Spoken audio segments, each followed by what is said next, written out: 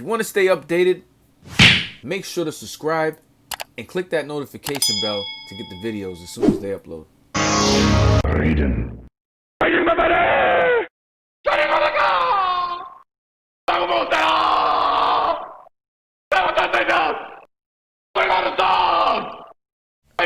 YouTube, what up? Welcome back. I want to talk to you guys about RAIDEN, the Storm Collectibles one, but I thought I'd give you a side-by-side with the McFarlane. Maybe we'll talk about that one another time. This is what comes inside the box. You get 2 alternate heads, 3 including the one he has on, and a couple different pairs of hands. Some of them that you'll have to use for the lightning bolts and accessories. And then you get these extra hand pegs. But I'd rather get an extra belt because I've never had a problem with pegs. With hand sockets, yes, but never with pegs. Lightning bolt effects. Then you get these hands with lightning bolts on it. They're pretty hard. That's probably why they gave you the extra pegs. And then the iconic Storm Collectibles Fatality piece. I feel like Storm Collectibles has to give us a Fatality piece with each figure. RAIDEN, been waiting for so long. He was supposed to come out in May, but due to everything happening right now, they pushed him back. And I will say, though, I'm happy to have RAIDEN, more characters other than the ninjas, because it turns out this is probably one of my favorite Storm Collectibles figures, aside from Goro, because Goro is my favorite by far, but this is probably my second favorite figure, and I think it's because of the way it moves. It's so smooth. But before we get into that, it looks really nice. It looks accurate to the game. This is his Player 1 uniform, the blue and white. I think the blue in the game is a little more teal or vibrant. Then he has the Player 2 uniform, which is red. Same thing, it's just the upper garment is red. And that looks cool, and Storm Collectibles has that on the way. I didn't bother pre-ordering that, which I kind of regret because I kind of want it now that I got this guy. The only issue with this guy, and there's a big issue, 2 big issues with this guy. The minute I opened this guy, I saw he had a little black dot right above the belt, and I thought it was just like some dust. So as I tried to rub it away, the paint chipped.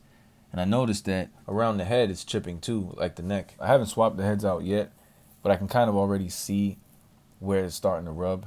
And I think it's because the heads are pretty sharp right at the back of the neck, if it makes any sense.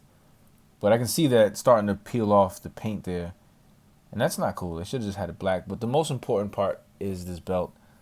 I saw it breaking before I even had a chance to even try to hold it together. It just didn't fit. Plus, it's so flimsy. It's so thin. I don't know why they did that. Like, it's really thin. It's like a balloon, like just one layer of a balloon. It's so freaking crazy. The hat you can move up and down. You can even take the hat off. I think that's pretty cool. I think they should even gave us 2 hats, but one hat is obviously cool enough. I like to cover the eyes because in the game, RAIDEN, from his nose up, his whole face is black, and you only see the eyes lit up. So he doesn't look so human in the game. For articulation, you should already know this guy has a ton. Let me just take this belt off because it's kind of frustrating. And it doesn't look good without a belt because it has the imprint. So you need a belt. And I'm going to have to find something eventually. But the head goes all the way up. This head looks so good. It moves back really smoothly. It's probably one of the best articulated Storm Collectible Mortal Kombat ninjas, I'm used to saying that, figures that I have. Look, his head goes all the way down and it goes all the way up. I know it looks kind of funny right there because the gap, but you can get a lot of articulation with RAIDEN, and you're gonna need it. Go side to side. You need it because you need it for his attack move. But the arms go up and down. You get the shoulders, like you can shrug your shoulders. I don't think I've ever seen that in a Mortal Kombat figure. I'm gonna double check. I think they all probably do that, but RAIDEN, it just feels so good to shrug his shoulders. His arms go up. One thing I don't like, though, is the bicep swivel. You cannot swivel it around. I think that's pretty stupid. Like, you can't swivel it at all. You can get a little bit of push, but I feel like I'm going to break it. Get some nice butterfly joints. It does have some range, front and back. For the most part, those pieces in there are just floaty pieces. So with or without them, you'll get good range. Double jointed elbows.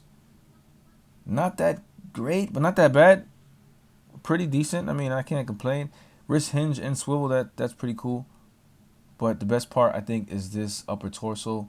It's just so weird. It just moves so nice. I think it's like empty in there. You can squeeze it and feel like it's just hollow. And because of that, you get a lot of range. And it doesn't get choked up like the Scorpion does. You know, if you ever move Scorpion back, the plastic gets stuck in. Well, mine does. My Mortal Kombat 3 Sub-Zero and Scorpion gets choked up every time I bend it backwards. But here, this moves so freely. It feels good. Like from the upper torso down to the bottom side of the torso, you get the nice hip side to side lean. You see I need the belt, but you can see how much it leans.